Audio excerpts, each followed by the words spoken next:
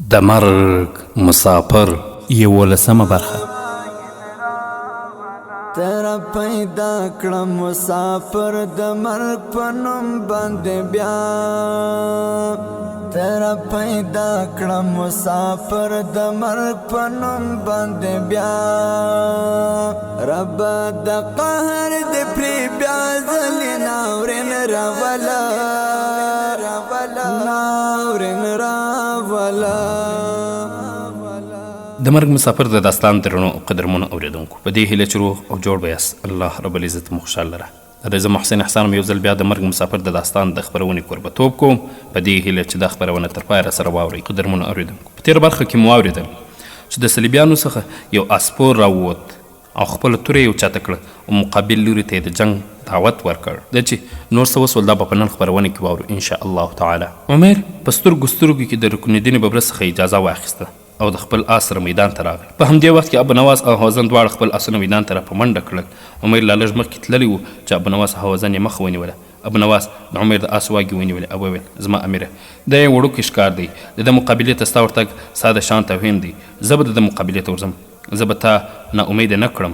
ابو نواس خپل آس په منډه کړ. عمر او هوازن بیرته خپل لښکر ته واپس لاړل. ابو نواس صلیبي ته نږدې راغی، خپل ډال او توره یې سمبال کړه. صلیبي په ډیر کبر او غرور رامخکې شو او وویل: خپل نوم وایه، څوک یې او د کوم ځای څخه راغلی؟ ابو نواس خپل مخ د لمر په لوري کړ، خپله توره یې د دواړو سترګو تر منځ کې ونیوله. د تورې ځلا یې د صلیبي سترګو ته وکړه او وویل: زما د تورې په ځلا کې زما نوم وګوره، په دې کې به تا ته د مرګ نه بغیر بل څه ښکاره نه شي. صلیبي بیا وویل: ته څوک یې؟ ابو نواس په زوره سره وویل: د مرګ مسافر، د مرګ مسافر، د مرګ مسافر. صلیبي په اطمینان سره وویل: زما هم همدا خواهش و چې زما مقابلې ته د مرګ مسافر راشي. ابو نواس ځواب ورنه کړ، ځکه چې ابو نواس اوس د مقابلې لپاره رامخکې شو او صلیبي هم مخکې را روان و. صلیبي په خپله توره وار وکړ. ابو نواس په خپل ډال سره د هغه ګزار ایثار کړ او ځوابي برید یې وکړ، خو د صلیبي بخت ښه و چې د ابو نواس د لومړي مرګوني برید څخه روغ ووت. ابو نواس له غوسې څخه د مار غوندې تاو راتاو شو او تک سور شو. خپله توره یې هوا ته پورته کړه او د صلیبي په چپه اوږه یې مرګونی ګزار وکړ. هغه تر اوسه په مکمله توګه خپله دفاع کوله چې د زغرې اغوستلو سره توره د هغه اوږه څخه غوڅه کړه او لاندې راغله. صلیبي یې خوفناکه چیغه وکړه، لاندې پرېوت او مړ شو. ابو نواس په خپل آس پور شو او بیرته خپل لښکر ته ستون شو. له دې وروسته دواړې لښکر یو بل ته نږدې سوې. د عمر لښکر د لومړي ځل لپاره سرې او تورې جنډې پورته کړې. د صلیبیانو قلب چې کله د مسلمانانو قلب باندې حمله کوونکي وو، نو رکن الدین ببرس په وینا مسلمانان ورو ورو شاته سول. په همدې تخنیکي او هدفي شاتګ کې عمر هم شاته سو. صلیبیانو دا د مسلمانانو شاتګ وګاڼه، مخکې راغلل او یوه زوروره حمله یې وکړه. بل طرف ته ابو نواس، هوازن او مرسه د صلیبیانو میمونه او میسره د ملو په شان له منځه وړل.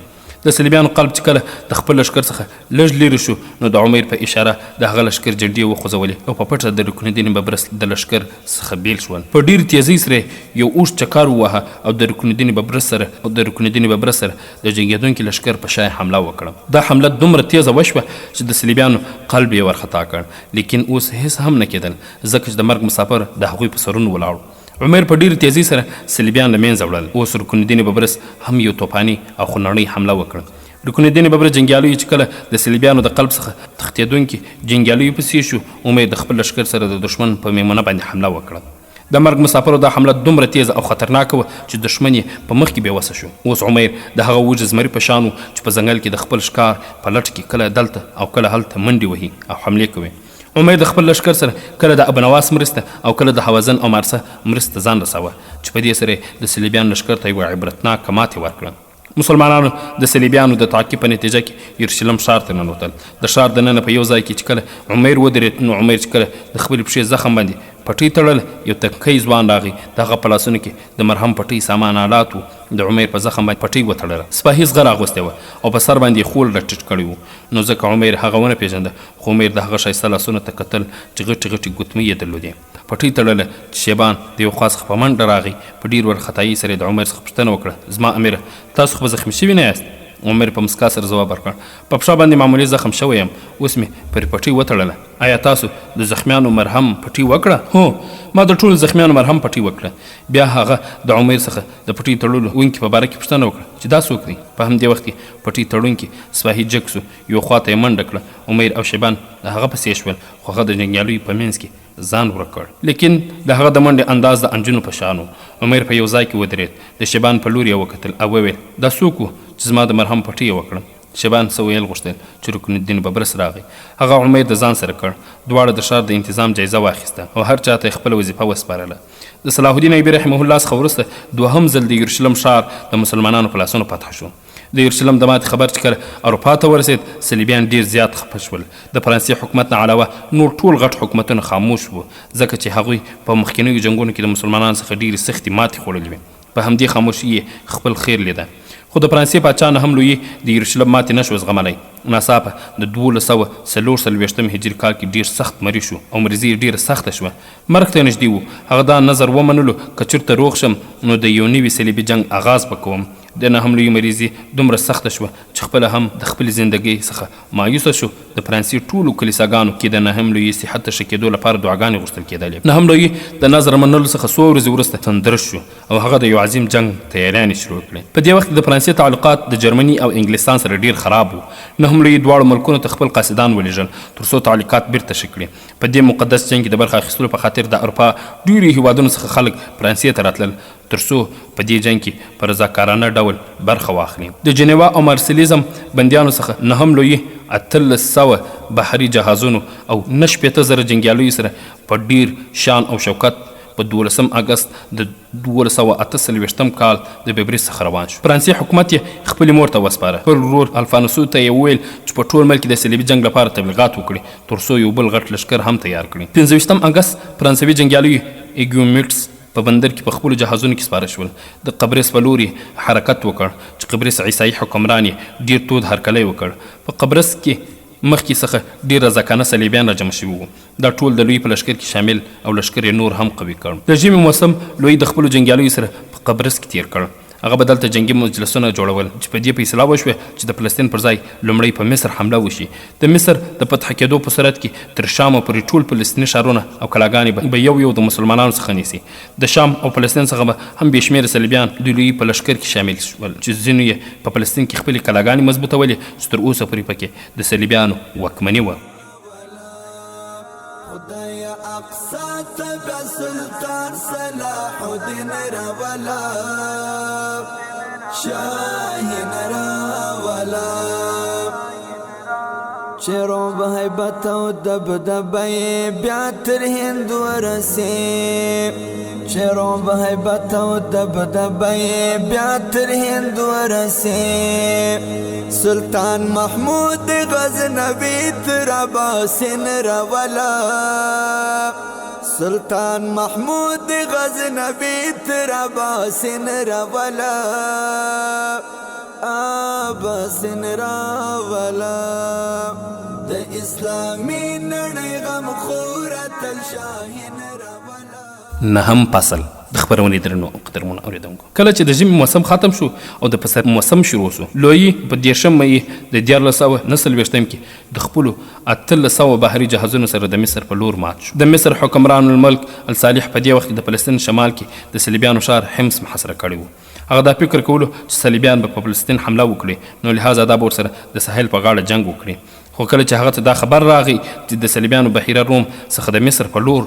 را روان دي نو هغه د حمص ښار محاصره ماته کړه او په ډېرې تیزۍ سره بیرته د قاهرې په لور راغی ملک صالح د سابندۍ مریض و په دې ورځو کې مریضي لا پسې زیاته شوه او اکثره به مریض و د فرانسوي جنګیالیو بحري جهازونو د نیل سیند په خوا کې د سمندر په غاړه خپل لنکر واچوه د جهازونو څخه ټول سامان راکوز کړ چې په ساحل کې د خیمو یو ښار آباد شو دا ښار یې د مرستې او کمک مرکز وټاکه څه جنګیالي د جهازونو او سامان حفاظت لپاره پرېښودل او نور لښکر یې د نیل سیند سره خوا کې جنوب په لوري حرکت وکړ ملک صالح خپل وزیر اعظم او سپه سالار فخرالدین د مصري جنګیالیو او د عربو بنو کنانه قبیلو سره د صلیبیانو د مقابلې ته واستول فخرالدین د نیل خواته صلیبیان تیار ولاړ و فخرالدین زړور و بل دا چې هغه د عربو صحیح رهنمایي ونه شوه کولی، نو ځکه یې ماته وخوړله. د ماتې خوړلو څخه وروسته صلیبیانو د فخرالدین تعقیب شروع کړ. د نیل سیند څخه راتېر شول. دلته د فخرالدین څخه یوه ډېره غټه غلطي وشوه، هغه دا چې د نیل په سیند کې کوم پل و هغه یې وران نه کړ، چې له امله یې صلیبیان په ډېرې اسانۍ سره د سیند څخه راتېر شول. اوس د صلیبیانو مخته د مسلمانانو یو مشهور ښار دمیات واقع و. دمیات خلکو چې کله د خپل لښکر ماتې خبر واورېد نو په ښار کې ګډوډي رامنځته شوه. ځینو خلکو ښار پرېښود او وتښتېدل، او ځینو بیا د تښتېدو سره د ښار ځینو برخو ته اور هم واچوه چې د دې سره د ښار یوه برخه وسوځېده. صلیبیان بغیر د مزاحمت څخه ښار ته داخل شول، او د ښار د خالي په لیدو سره هغوی ته دا شک پیدا شو چې د مسلمانانو کوم چل نه وي. خو ډېر ژر د هغوی شک لرې شو، ځکه چې ټول ښار خالي شوی و. لوی د ساحل په غاړه جنګیالي د محیات ښار را منتقل کړل، او د ساحل د حفاظت لپاره صرف څو ډلې پرېښودې. د میات ښار یې خپل مرکز وټاکه، او د میات جامع مسجد نه یې د اسونو غوجل جوړه کړه. په همدې وخت کې د نیل په سیند کې اوبه دومره زیاتې شوې چې څلورو خواو ته صرف اوبه ښکاره کېدې. د دې له وجې صلیبیانو څه وخت لپاره د میات ښار کې پړاو وکړ. اکتوبر میاشت چې کله اوبه کمې شوې، صلیبیان د میات ښار څخه راووتل او د قاهرې په لور روان شول. د قاهرې په لور تلونکې لاره باندې د نیل سیند څخه بې شمېره نهرونه تېر شوي وو. په دې ټولو نهرونو کې د بحر صغیر په نوم نهر د ټولو څخه غټ نهر و. د دې نهر جنوبي خواته د منصوره ښار پروت دی، چیرته چې فخرالدین د خپلو جنګیالیو سره سنګرونو کې ناست. قاهرې ته چې کله د اسلامي لښکر د ماتې خبر ورسېد نو ملک صالح ډېر سخت په غوسه شو. ملک صالح د مرګ په بستره پروت و، خو د دې باوجود یې هم افسران د بېغورۍ په تور باندې د پانسۍ په تخته راځوړند کړ. د دې سره وزیر اعظم او فخرالدین هم سخت ملامت کړل، او په دې ماته باندې ملک صالح ته دومره صدمه رسېدلې وه چې په ډولۍ کې کېنولی او منصوره ښار ته یې راوړ تر څو د جنګ څارنه د نږدې نه وکړي. خپل مشهور جنرال رکن الدین ببرس ته د کلا د مضبوطولو حکم وکړ. ملک صالح حکم وکړ تر څو د نهر شاوخوا ځمکه نوره هم وکیندي او نهر د سیند شکل اختیار کړي. صلیبیان چې کله بحر صغیر نهر شمالي خواته راورسېدل، ګوري چې نهر ډېر پراخه شوی دی، د سیند شکل یې ځان ته اختیار کړی دی. د نهر څخه تېرېدل ورته ناممکنه ښکاره کېدل، ځکه چې پل لومړی مسلمانان له منځه وړی دي. صلیبیان په نهر باندې د پل جوړولو کار شروع کړ، خو مسلمانانو په هغو اور لرونکي غشي ویشتل چې ټول پل یې وسوځاوه. صلیبیان لښکر د نهر شمالي خواته 6 هفتې پړاو کړی و، چې په دې دوران کې ملک صالح هم مړ شو. ملک صالح د مرګ خبر که چېرته عام شوی و نو یقین په پوځ کې به ګډوډي رامنځته شوی، لیکن د ملک صالح هوښیارې ښځې شجرة الدر دا خبر پټ ساتلی و. په پټه یې ملک صالح مړی په تابوت کې کښېښود او کلا کې دننه یې ښخ کړ. صرف فخرالدین رکن الدین ببرس او قدس د مرګ څخه خبر و. شجرة الدر د ملک صالح زوی تورانشاه چې د شجرة الدر څخه نه و پیدا شوی راوغوښت. په دې وخت کې تورانشاه د شام حسین په علاقه کې و. تورزانشاه 3 میاشتې وروسته راورسېدو سره سم تورانشاه د حکومت واګې په لاس کې واخیستل. په میاشت کې شجرة الدوره په ډېرې مېړانې سره د دښمن مقابله وکړه. صلیبیانو ته چې کله د ملک صالح د مرګ خبر ورسېد نو ډېر خوشحاله شول، ځکه چې تجربه کار ملک صالح مړ شو، او تورانشاه چې تر څو د حکومت واګې سمبالوي څه وخت په خامخا نیسي. دلته د صلیبیانو فطري سیاست په کار راغی. هغه د غدار په لټه کې شول. داسې یو غدار یې پیدا کړ چې د پوځ څخه باغي شوی و. د هغه نوم سلمون و. دغه غدار صلیبیانو ته داسې یوه لاره وښوده چې صلیبي جنګیالي په اسانۍ سره د بحر صغیر څخه تېرېدای شول. د 15,000 دینارو په مقابل کې دلته صلیبیانو ته نوې مرسته او کومک راغی. نملوی 2 ورونه الفانوس او ګاونټ انجو د یو غټ لښکر سره د خپل ورور مرستې ته راورسېدل. شپې په تیارې کې صلیبي لښکر د بحر صغیر څخه تېر شو. په هماغه شپه کې چې صلیبي لښکر د بحر صغیر څخه تېرېد، د منصوره ښار د باندې فخرالدین جنګي مجلس جوړ کړی و. هغوی د تېرې ماتې اسباب لټول او راتلونکي لپاره یې جنګي پلانونه جوړول، چې په دې سره اتفاق وشو چې فخرالدین د ښار څخه بهر په خلاص میدان کې د دښمن مقابله کوي.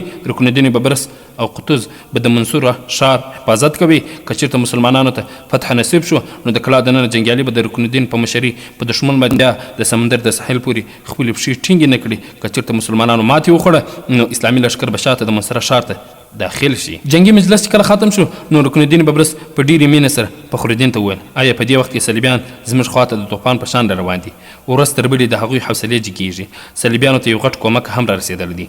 آیا زموږ لپاره به دا بهتره نه وي چې موږ رسمي دعوت د مرګ مسافر ته ورکړو تر څو هغه موږ سره اوږه په اوږه د دښمن مقابله وکړي؟ زه تا ته په یقین سره ویلی شم چې هغوی به زموږ اواز ته لبیک ووایي. زه تا ته د دې ضمانت درکوم چې که چېرته د مرګ مسافر راغلل نو جنګ به زموږ په ګټه وي. اخر هغوی هم زموږ وروڼه دي. د مصیبت په وخت کې خپل ورور ته اواز کول څه د شرم خبره نه ده. رکن الدین ببرس چې کله خاموش شو نو فخرالدین د غوسې څخه تور او شین واوښت. زه د صلیبیانو سره په یوه بدترینه صلح راضي کېدلی شم، خو د مرګ مسافر خپلې مرستې نشم راغوښتلی. د هغوی حیثیت زموږ سره د یو باغي څخه زیات نه دی. رکن الدین ببرس څخه علاوه نور جنرالانو هم د فخرالدین د سختو الفاظو په خلاف په خاموشي سره احتجاج کولو، چې په دې کې فخرالدین هم خیالي قزم رکن الدین ببرس ته مخاطب شول. ته عمیر بن خزام ته په دې جنګ کې د دعوت په ورکولو سره دا ثابتول غواړي چې مصري جنګیالي د خپل هیواد دفاع نشي کولی. رکن الدین ببرس خاموش و، هیڅ یې هم ونه ویل، خپل سر یې ټیټ نیولی و. د رکن الدین ببرس هم نظر جنرالان هم ټول خفه ولاړ، لیکن فخرالدین او قطز چې د عمیر بن خزام څخه ډېر نفرت کاوه خوشحاله و. د خیمې دننه څخه فخرالدین په غوسه آواز وکړ او ویې ویل رکن الدین او قطز دواړه راشي. قطز به دلته پاتې شي، رکن الدین ته به ځان ته د کلا حفاظت او د سامان انتظام کوي. قطز که چېرته کلا ته لاړ شي کیدای شي ستاسو ترمنځ لانجه زیاته شي، سره له دې چې تاسو دواړه د یو بل ډېر ښه ملګري یاست خو هم نظري نه یاست. رکن الدین جګ شو، د خیمو څخه بهر راغی. د هغه شاته هغه جنرالان را روان ول کوم چې د کلا حفاظت کې د ده ملګري وو. د خیمې څخه روان شو، لږ مخکې رکن الدین ببرس ودرېد. د هغه شاته هغه دوه جنرالان هم ودرېدل کوم چې د هغه سره د کلا په لور روان وو. هغوی ګوري د رکن الدین ټول بدن لړزیږي. رکن الدین ببرس د اسمان په لوري وکتل، اسمان صاف و.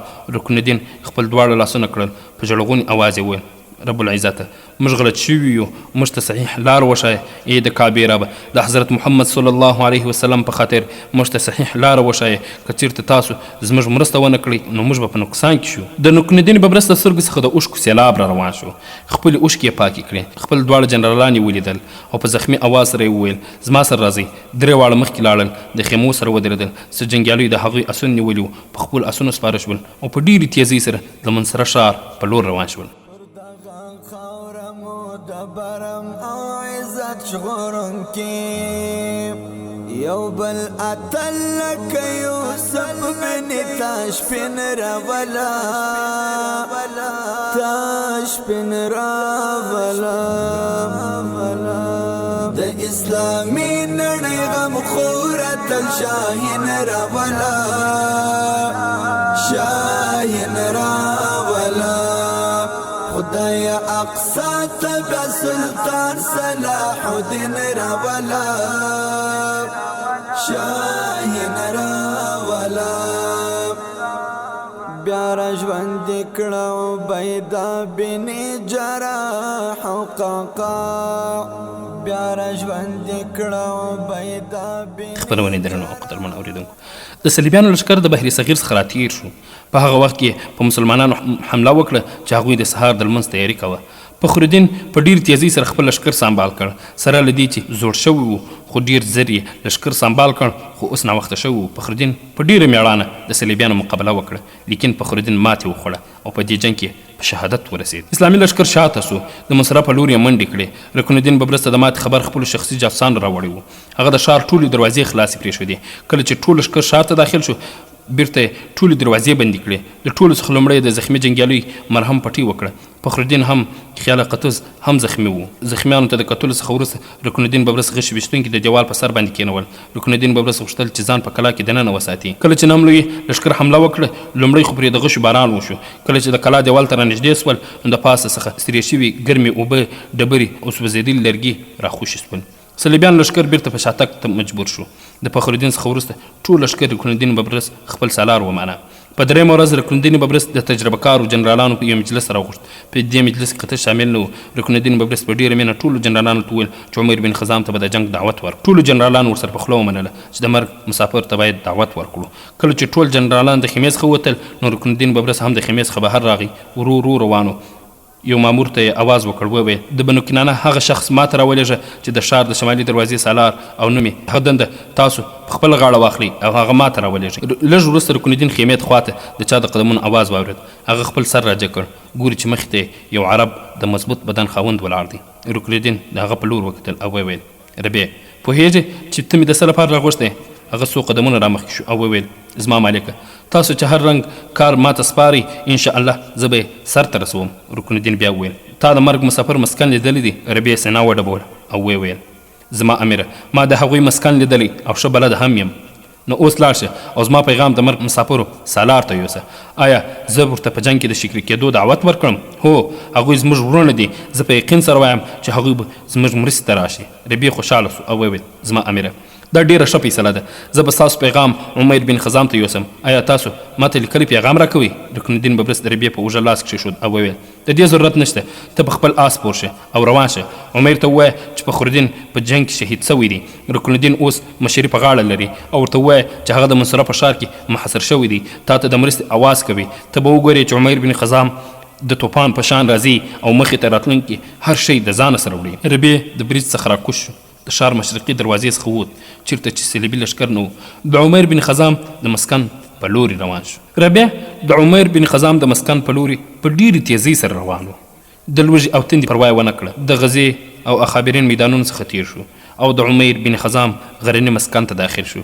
د پاس نه چا آواز وکړ ودرېږه. د مرګ مسافر د داستان درنو قدرمنو اورېدونکو، دا چې ربیع ودرېدی او که نه او اواز چا پر وکړ دا به په راتلونکي خپرونه کې واورو ان شاء الله تعالی. دا خپرونه ما محسن احسان چمتو او تاسو ته وړاندې کړه. د ربیع ستاسو په درنو حضور کې راحاضرېږو. تاسو ټول په لوی الله جل جلاله سپارو. السلام علیکم ورحمة الله وبرکاته.